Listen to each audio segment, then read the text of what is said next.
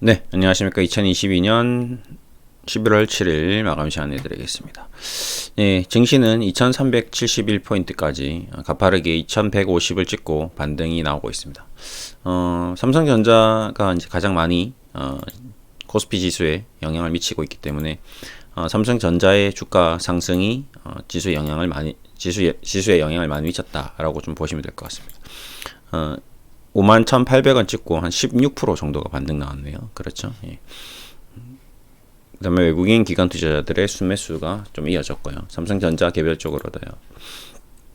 기관도 역시 마찬가지입니다. 반도체 업황이 안 좋다 했는데 결국에는 시장의 어떤 메커니즘에 의해서 선물과 현물의 어떤 베이시스 차라든지 다양한 이유, 그 다음에 나스닥 다우 산업지수의 반등, 글로벌 시장의 움직임, 원달러 환율의 변화 이런 것들로 인해서 삼성전자가 가파르게 올라왔습니다. 그리고 또 오늘 좀 특이한 점은 이제 원달러 환율이 1,400원대까지 와 있다. 그리고 홍콩 시장이 좀 반등이 나온다. 이런 점들이 좀 특이하고요. 이제 바닥에서 지난번에도 공매도 쇼커버링이라든지 여러 가지 업종 순환매가 계속 이루어지는 그런 국면인 것 같습니다. 이런 국면에서 하나 조금 특이한 종목이 하나 있어서 한번 얘기를 해드릴까 합니다. 종목명은 이마트입니다. 여러분들도 잘 알고 계시죠? 이마트. 우리 함께 하죠. 항상 가까이 가정 우리 식음료를 담당하는 그런 할인마트입니다. 근데 쿠팡하고 좀 비교가 될 수 있겠죠. 쿠팡을 해외 주식에 지금 미국에 상장되어 있는 쿠팡 주가를 보시면 거의 100조에 가깝게 미국에서 상장이 되어서 지금은 굉장히 많이 떨어져 있습니다. 거의 주가가 보시다시피 상장 초기에 69달러에서 지금 17달러니까요. 거의 70% 빠졌으니까 25조 정도에 이제 거래되고 있다라고 좀 보시면 되고요. 실제로 우리나라 유통업체 중에서는 가장 큰 규모다라고 보시면 됩니다. 손정희가 그동안 엄청난 투자를 해서 공을 들여서 상장을 시켜서 엄청난 수익을 거둬들였다라고 좀 보시면 될 것 같습니다. 근데 이 회사가 25조 정도 육박하는데 지금 이마트는 얼마 정도로 거래되고 있느냐라고 봤을 때 이마트가 지금 시가총액이 약 2조 4천억 정도 되고 있습니다. 신세계 백화점 합쳐서 한 4조 5천억. 그러니까 한 5배 정도 더 규모가 크죠. 그러니까 온라인 업체, 우리가 쿠팡이라는 업체를 만나서 볼 수는 없습니다. 왜 그러냐면 온라인 유통업체니까요. 그렇죠? 저도 매일 쿠팡에 주문을 해서 어제도 축구용품, 그 다음에 식음료, 음료수, 두유 이런 거 주문할 때도 쿠팡이 너무 편리하죠. 문 앞에 딱 갖다 놓으니까요. 이마트도 그런 서비스가 되고 있습니다. SSG, 쓱 배송이라고 있습니다. 예, 그렇게 배송이 되는데도 불구하고 쿠팡의 어떤 엄청난 영업력, 쿠폰도 많이 주고, 그 다음에 가격 할인 정책도 많이 펼치고, 그 다음에 가장 좀 놀라운 점은 이제 교환 반품 이런 게 굉장히 편하다는 거죠. 예, 그냥 조금 이상하고 교환 반품 신청하면 바로 수거해가고 또 가져가고 갖다주고 새로 갖다주고 이런 게 서비스가 이제 굉장히 큰 자리매김을 하는데 영향을 미치다 보니까 마켓쉐어가 점점 이마트가 이제 빠지는 거죠. 그러다 보니까 전체적으로 이 오프라인 마켓이 역성장을 하고 온라인 마켓 시장이 계속 성장을 해가는 과정입니다. 거기다가 이제 코로나도 겪으면서 사람들이 어쨌든 저쨌든 대면보다는 비대면을 선호하고 있는 게 사실인 것 같고요. 그래서 이마트의 주가는 보시다시피 아마 지금 신세계와 이마트가 분리 상장 변경 상장된 이후에 죄송합니다. 이게 나오면 안 되죠. 연봉으로 좀 보시면 33만 4천 원을 찍고 73%가 하락돼 있는 최악의 상황입니다. 그러니까 정영진 지금 부회장인가요? 그렇죠. 회장은 왜 그러냐면 엄마가 살아 있으니까. 지금 여기 보시면 이명희 어머님께서 이제 살아 계시기 때문에 그 다음에 이 신세계 정유경, 예. 그래서 어쩔 수 없이 회장은 안 되죠. 그래서 부회장 정유경 동생 이렇게 있는데 말이 아닙니다. 동생의 이제 이 신세계는 굉장히 지금 매출이 좋고 사상 최대 매출 오늘 실적 발표를 했는데 엄청난 성장을 하고 있는데 정작 본인의 이마트가 지금 안 돌아가고 있는 게 몹시 속이 상할 가능성이 높습니다. 뭐 또 한편으로는 SSG 지금 그 야구팀이 지금 우승을 키움과 지금 겨루고 있는데 그런 걸 봤을 때 엄청난 그 인천의 문학에 투자를 하는 거 보면 돈은 많이 있는 거거든요.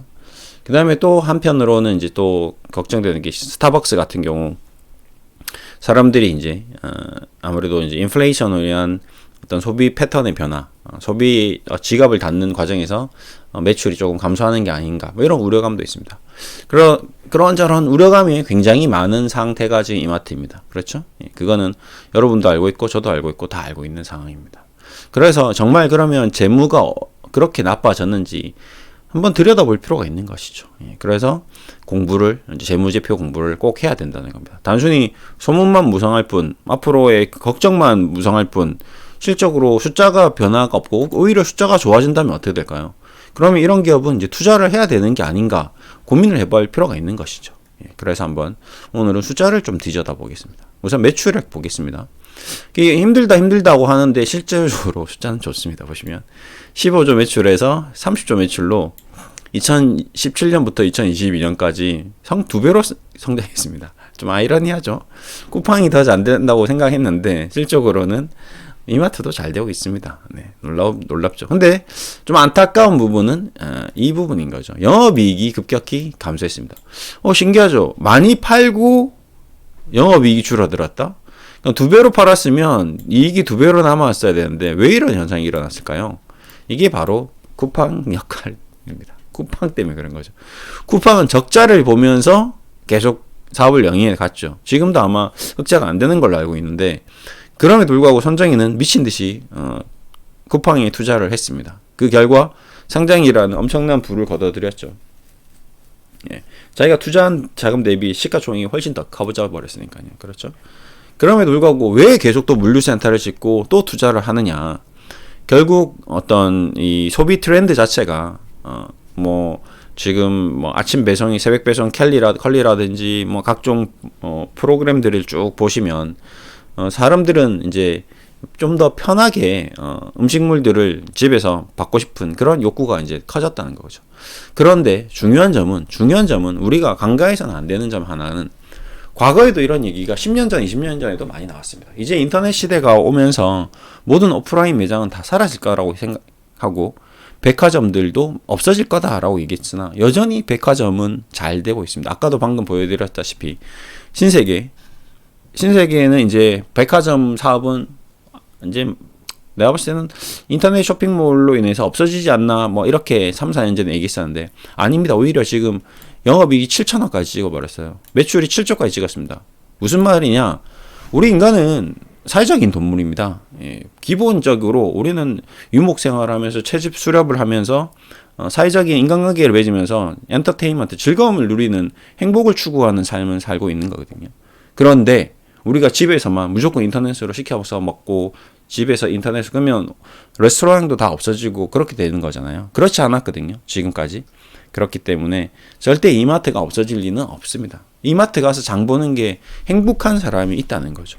우리 캠핑 갈 때라든지 쇼핑 갈 때 이마트에서 장을 보고 갈 때 그 느끼는 어떤 그런 물건을 사과를 하나 보고 사는 것과 그냥 인터넷으로 주문하는 것과 차이점은 분명히 있거든요. 옷도 입어보고 사는 것처럼 쇼핑을 할 때 물건을 보고 사듯이 음식물도 각종 편의품도 다 똑같다는 거거든요. 그래서 결국에는 이마트가 없어지지는 않을 것입니다. 그렇죠. 근데 차이점은 이제 매출이 늘었는데 이익이 감소했다는 점이 문제거든요. 그러면 왜 이익이 감소했을까? 고민을 해봤을 때 답은 하나죠. 경쟁 때문에 그렇죠.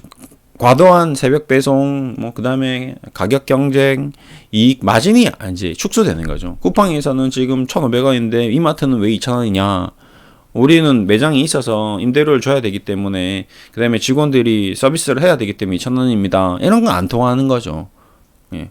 똑같이 나 사과 1kg 샀는데 쿠팡은 10,000원인데 이마트는 왜 15,000원이에요? 물어보면 그러합니다. 그러면 어쩔 수 없이 이마트도 15,000원을 인건비 내고 매장 관리비 내고 뭐 어쩌고저쩌고 이렇게 해서 비용 처리를 해서 최대한 낮출 수 있는 게 마지노선이 12,000원인데 11,000원에 팔아야 된다는 겁니다. 10,000원에 팔아야 된다는 거죠. 그러다 보니 적자가 발생하는 거죠. 오히려 쿠팡에서 나오는 적자가 이마트에서도 이제 앞으로 나오지 않을까, 그런 수익성 악화에 대한 우려감 때문에 그렇게 된 거죠. 예.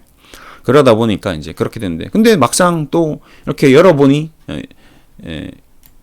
영업이익이 그래도 조금 개선되면 5천억 가까이 될 수도 있다, 뭐 이런 얘기가 이제 예상 실적으로 나온다는 거죠. 네. 어차피 쿠팡하고 경쟁하는 건 경쟁하는 거고, 그래도 매출이 어느 정도 유지되면서 마진이 확보되기 때문에, 그렇다면 지금 기저효과로 실적이 안 좋을 때도 있고 좋을 때도 있지만, 지금 안 좋은 국면에서는 뭐 2천억 최저, 지금 코로나 때도 1,500억을 찍었으니까 한 2천억 정도는 죄송합니다. 2천억 정도는 그래도 유지해 주겠구나. 그럼 이 회사의 시가총액이 지금 2조 4천억 정도라면 2,400억 정도의 영업이익을 찍으면 10%, 웬만한 제조업체들, 웬만한 유통업체들 기본은 한다는 거거든요. 그러면 현재 이마트의 주가는 그래도 바닥권이다라고 얘기할 수 있는 거죠. 무릎 이하다. 여기서 뭐 더 많은 적자가 나오거나 더 많은 손실이 나오고 비용이 발생하면서 주가를 하락시킬 수 있는 요인이 생길 수도 있겠지만 뭐 그렇겠죠. 예. 그럼에도 불구하고 3천억 정도는 찍을 수 있겠다, 이렇게 생각이 되는 거죠. 그리고 이제 작년하고 올해는 이제 단기순이익이 이제 나왔는데, 이건 영업이익이 아닙니다. 단기순이익은 뭐 이마트 같은 경우는 이제 이런 저런 이유들로 인해서 자산을 매각도 하고, 뭐 자기가 과거에 샀던 이제 건물들을 팔아서 현금화시켜서 뭐 재투자를 할 수 있고, 인터넷 사업에 더 투자를 할 수 있고, 뭐 그런 식으로 이제 사업 구조를 변경하고 있는 과정이거든요. 그러면서 쿠팡하고 이제 같이 대결을 할 수 있는, 경쟁 구도로 갈 수 있는 그런 구조로 할 수 있기 때문에, 어쨌든 이마트의 어떤 실적 면에서나 뭐 영업이익 측면에서 숫자적으로, 재무적으로 10만 원 이하, 지금 8만 원대는 굉장히 저평가되어 있는 국면일 수 있다. 이제 어느 정도 가격 조정은 마무리되어 가는 국면이다. 앞으로 이제 성장할 수 있는 이로써 기저 효과를 기대할 수 있는 그런 국면이지 않나라는 생각을 가질 수 있는 숫자들을 가지고 있습니다. 자산 총계 16조에서 30조. 그러니까 이 자산 총계에서 부채 항목이 늘어나고 자본이 확충되었습니다. 부채가 늘어났다는 거는 뭐 이렇게 될 수 있겠죠. 과거에는 건물로 가지고 있던 것들을 팔아서 임대로 바꾸면서 뭐 이런 생긴 요소일 수도 있고요. 뭐 여러 다양한 요소들이 있을 수 있을 것 같습니다. 뭐 부채 비율, 뭐 이런 것들은 지금 유통업체 같은 경우는 뭐 크게 영향을 미치지 않으니까요. 예. 그다음에 ROE, 자기 자본 이익률, 뭐 자기 총자산 이익률, 뭐 이런 것들, 뭐 게임이나 멀티플 뭐 플랫폼 회사들, 뭐 이런 회사들에 비해서는 비교할 바가 아니고, 뭐 그렇다고 바이오주랑 비교해 볼 바도 아니고, 업종 내에서 나쁘지 않은 정도 수준이다라고 좀 보시면 될 것 같습니다. 배당 수익률 한번 보겠습니다. DPS 2,000원 정도 주네요. 배당 수익률은 그렇게 높은 편은 아닙니다. 1%. 그러니까 이 종목을 투자해서 지금 배당 메리트도 없어. 그 다음에 성장성도 없어. 안정성은 있어. 이러다 보니까 이제 투자자들이 어떤, 특히 외국인이라든지 기관 투자자들에서 어떤 메리트가 많이 떨어진 그런 상태다라고 좀 보시는 게 가장 현명할 것 같습니다. 뭐 투자 매력이 없는 거 쉽게 말하면, 이 회사가 뭔가 이 압도적인 앞으로의 성장성을 보여준다면 그럼 난 투자하겠어. 앞으로 이 회사가 매우 튼튼해, 그럼 투자하겠어인데 약간 이도저도 아닌 그런 국면에 빠져 있는 거죠. 그래서 여기서 이제 헤쳐나갈 수 있는 방법은 정영진 회장이 이제 고민을 해서 뭔가 새로운 시스템을 도입을 한다거나, 완전히 뭐 인터넷 시스템을 더 확충한다거나, 뭐 이런 식으로 해 나가야지 뭔가 변화를 꾀할 수 있겠다라는 생각이 드는 거죠. 하지만 주식이라는 게 또 그렇습니다. 이렇게 넉마주, 이렇게 아무도 쳐다보지 않는 주식들, 이런 주식들이 또 갑자기 각광을 받을 수 있습니다. 얼마 전에 제가 이제 KTNG를 한번 얘기 드린 적이 있었는데, 이제 KTNG도 같은 맥락이었던 거죠. 뭐 이렇게 이제 그 저번에 얘기 드렸던 경기 사이클에 의해서 이런 이제 하강 국면에서 경기 침체 국면에서는 사람들이 담배를 많이 피는 거죠. 라면 장사가 잘 되는 거죠. 예, 건강을 더 걱정하는 거죠. 힘들면 힘들수록 담배를 많이 피고 건강을 걱정하고 원시적으로 원초적인 본능이 살아나는 거거든요. 예, 그래서 갑자기 또 이렇게 KTNG라는 종목이 치고 올라가는 이런 주식의 어떤 비이성적인 양상을 보이기도 합니다. 미마트도 마찬가지. 지금까지는 말도 안 되게 이렇게 하락했지만 뭐 어떤 공매도의 공격이었을 수도 있겠죠. 과거에도 보시면 이 보십시오. 84,000원에 57%씩 이렇게 공매도를 쳐놨잖아요.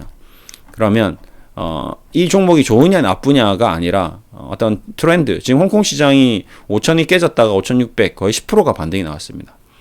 뭔가 이마트에 대해서 지금까지 13만 원에 이 보십시오. 20% 30% 15만 원에 12% 이렇게 공매도를 그동안 꾸준히 쳤던 이 공매도 세력들, 헤지펀드 세력들이 한순간에 얘네들의 공매도 거래량 보십시오. 뭐 10만 주, 20만 주, 30만 주를 지금 현재 주가에서 살 수 있을까요? 못 사요. 보시면 살 수가 없습니다. 이마트가 지금 요 며칠 이렇게 약간 반짝 움직이고 있는데 이렇게 움직여 버리면 이 거래량 자체가 완전히 사라져 버리기 때문에 어쩔 수 없이 일시적인 호가 유동성이 감소하면서 그 외국인 기관 투자자라든지 헤지 펀드 매니저들, 공매도 세력들은 주식을 사야 된다라는 강박이, 압박이 들 수밖에 없습니다. 그런 감정이 들었을 때, 왜?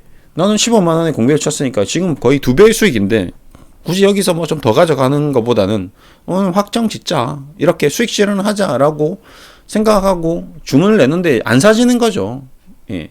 나는 지금 20만 주로 공매도를 쳤는데 오늘 하루 거래량이 8만 주밖에 안 된다면 오늘 하루 종일 이걸 주식을 나와 있는 걸 다 사도 20만 주를 못 사는 거거든요. 그러면 근데 그 20만 주를 친 공매도 세력이 하나냐? 아니거든요. 모간 스탠리, JP 모간, 뭐 골드만삭스, 뭐 HSBC, 뭐 각종 외국계 증권사들이 여러 군데서 이렇게 거래를 했을 수 있다는 거거든요. 그러면 어떻게 되겠습니까? 여기저기서 사자 주문이 나온다는 얘기를 또 들은 국내 기관 투자자들이 또 가만히 있겠습니까? 가만히 안 있죠. 예. 한국투자증권 미래에셋, 야, 헤지펀드 공매도 주문 들어온대. 그래? 그럼 사자. 그럼 그냥 현금으로도 사는 거거든요. 예, 신용도 사. 그럼 주식이 남아나겠습니까? 안 남아나. 시간 마르는 거죠. 그러면서 당연히 수요와 공급의 법칙에 따라서 공급은 없죠. 매도 물량은 없죠. 수요, 사려고 하는 사람은 많죠. 그럼 가격이 상승할 수 있다는 겁니다. 그런 측면에서 기술적 반등이 나올 수 있는 게 또 이마트다. 지금 저점 대비 한 7% 반등이 나왔으니까요. 예. 주식은 재밌는 거거든요. 예. 우리가 생각했던 대로 늘 애널리스트들이 말하는 대로 주가가 움직이지 않거든요. 애널리스트가 33만 원 할 때 8만 원 간다고 얘기한 적 한 번도 없었거든요. 제가 이마트라는 종목을 지켜본 바로 이마트의 목표가가 10만 원 이하였던 적은 본 적이 없습니다. 그렇죠? 예. 그럼 애널리스트들이 많이 지금까지 다 틀렸다는 얘기잖아요. 그럼 지금 애널리스트들은 또 목표가를 얼마로 책정할까요? 당연히 컨센서스를 또 낮췄겠죠. 앞으로 성장하지 않습니다. 좋지 않습니다. 목표가 낮추겠습니다. 직전 적정 주가 18만에서 98,000원. 이거 보십시오. IBK 투자증권 바로 직전에 18만 원이었는데 어떻게 98,000원으로 바뀝니까? 회사의 주가가. IBK 투자증권은 이마트의 주가를 전혀 예상하지 못했다는 거거든요. 18만 원이라고 목표가를 불렀다는 거는. 그러면 지금 98,000원이라는 목표가 역시 자기가 예상한 대로 가지 않을 거라는 얘기죠. 네. 앞으로 10만 원, 12만 원, 13만 원 돼버리면 아씨 뭐지? 또 할 겁니다. 뒷북 치는 거죠. 애널리스트들은 늘 뒷북을 칩니다. 10월 26일 가장 최근에 나오는 목표가가 98,000원인 거죠. 키움증권도 12만원짜리가 193,000원까지 내려왔지만 또 지금 10만원, 12만원, 15만원 올라가 버리면 그렇게 되는 겁니다. 가까운 예로 카카오뱅크가 있잖아요. 카카오뱅크 바로 직전 애널리스트 리포트가 16,000원이었습니다. 2만원인데요. 왜 그 애널리스트들은 16,000원이라고 목표가를 정했을까요? 모른다는 거죠. 자기도 16,000원이 될지 2만원이 될지 상장 공모가가 왜 38,000원이었을까요? 그것 또한 모른다는 거죠. 모든 애널리스트들이 가격을 예측하는 사람은 아닙니다. 기업을 분석하는 거지 가격을 예측하는 건 아니거든요. 보십시오. 삼성증권은 11월 2일 날 15,000원으로 목표가를 정했습니다. 웃기잖아요. 11월 7일인데 2만원인데 왜 이렇게 가격을 예측하지 못할까요? 삼성증권이면 대한민국에서 제일 엘리트 애널리스트가 있지 않을까요? 그렇죠? 그렇기 때문에 이 적정 주가를 하는 것은 전혀 이 증권사에서 제시하는 바는 실제 현상과 다르다. 예. 그건 투자자들이 아까 방금 얘기했던 그런 공매도 세력들과의 수급 불균형으로 인한 가격 상승, 그거를 애널리스트는 예측할 수가 없는 거거든요. 그렇게 리포트를 썼다가는 되게 혼나거든요. 예. 수급 불균형으로 인해서 2만 원이 갈 수도 있고 15,000원이 될 수도 있다. 이딴 식으로 리포트를 쓰면 넌 도대체 뭐니 나오겠죠? 그렇겠죠. 예. 그렇기 때문에 실질적으로 매매하는 투자자라든지 펀드 매니저들이라든지 투기꾼들은 이 보고서와 전혀 가격의 어떤 변화를 보고서처럼 생각하면 안 된다라는 거죠. 그게 실적으로 트레이더들의 어떤 전략인 거죠. 그래서 저는 지금 뭐 이마트라는 종목을 좀 이렇게 좀 유심히 좀 봐야 되지 않을까라는 생각을 좀 해보았습니다. 신세계도 마찬가지 지금 사상 최대 실적이라고 하는데 주가는 사상 최대 주가는 아니거든요.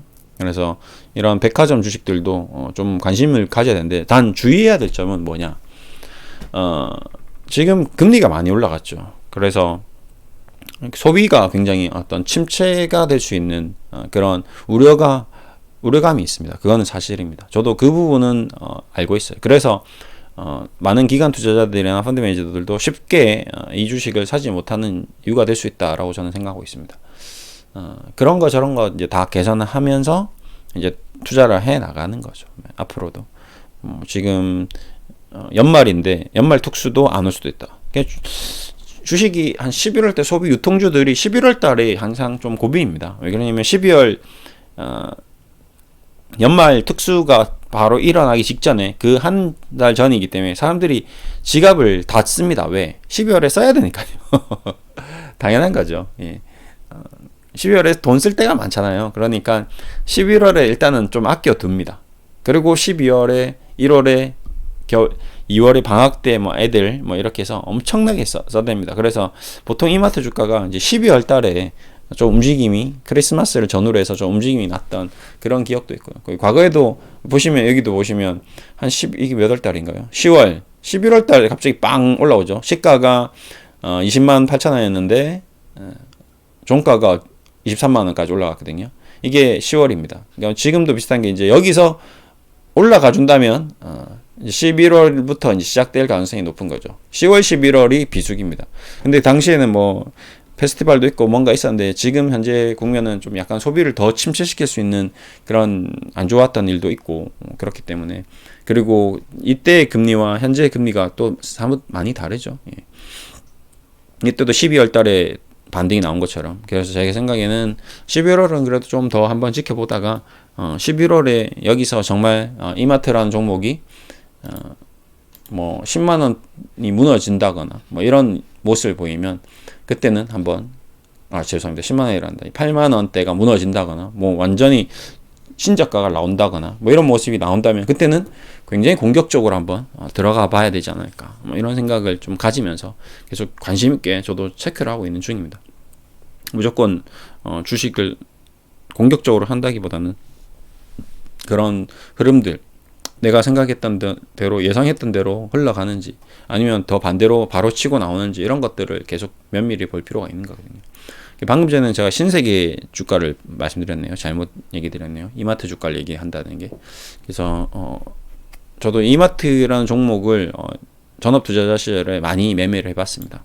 신세계도 많이 매매를 하고요. 그 다음에 뭐 현대백화점, 롯데쇼핑 뭐 이런 그 삼성전 대형주 위주로 늘 전업 투자자 시절에서 매매를 많이 했는데 그때마다 이런 종목들은 결국에는 수익을 가져다 주더라고.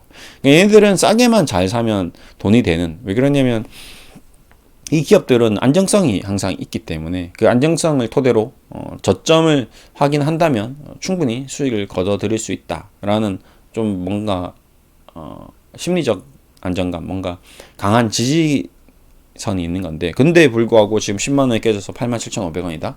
그러면 그만큼 안 좋긴 안 좋은데 그럼에도 불구하고 이 아이들이 저력, 정영진 회장의 저력, 앞으로 신세계 그룹의 어떤 변화 이런 것들이 또 나온다면 새로운 모습으로 탈바꿈될 수도 있는 그런 기업이거든요. 그래도 우리나라 대기업 중에서 사회적 기업으로서 왕자 ESG 어떤 사회와 환경과 어떤 미래의 어떤 성장을 책임지는 중요한 그런 기업이라고 저는 생각하고 있거든요. 그렇기 때문에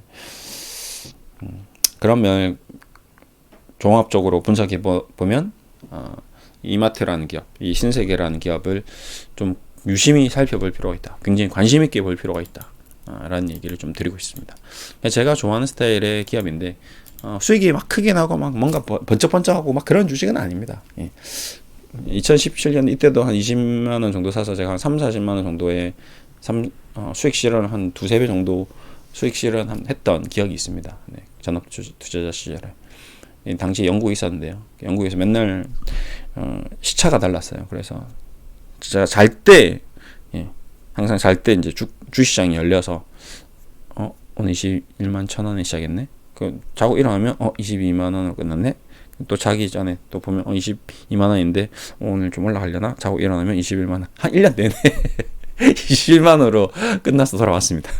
갈 때 샀던 가격으로 돌아와서도 똑같이 끝났어요. 그러고 나서 이제 한국 와서 좀 있다가 뭔가 이제 꿈틀꿈틀 하더라고요. 그래서 이거 뭔가 좀 움직이네요. 요때 이제 쫙 올라서 30만 원 이상에서 다 정리했는데, 네, 그때 당시에는 저도 여러분들에게 하지 말라는 그 신용 이런 것들을 사용하던 전업 투자자 시절이었습니다.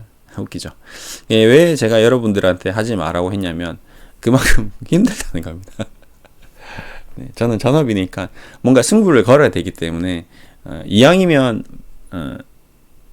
안전한 주식으로 이제 승부를 걸었던 거죠. 그러니까 변동성이 크면 늘 얘기 드렸지만 제가 가진 자금의 2배를 활용해서 투자를 해야 되는데 하루에 변동이 10%씩 생긴다고 생각해 보십시오. 그러면 20% 30%가 움직인다는 얘기인데 그러면 제가 아무 일도 할 수가 없는 거거든요. 근데 신세계라는 얘기는 아까 얘기 드렸다시피 1년 전에 샀는데 1년 뒤에 똑같은 가격으로 제가 돌아왔다고 했잖아요. 그만큼 가격 변화가 크지 않기 때문에 하루에 1, 2% 이상의 큰 변화가 없기 때문에 그냥 유지가 되는데 결국에는 이 회사가 앞으로 가는 어떤 매출의 구조라든지 성장의 구조를 봤을 때 성장할 수밖에 없다라는 판단을 내렸고 그 투자에 대한 결과치가 이제 떨어졌을 때 한 원 수익은 한 70% 정도 매수가 대비 매도가가 그랬는데 실적으로 이제 신용을 하니까 수익이 2배 이상 나는 거죠. 그렇겠죠. 당연히 두세 배.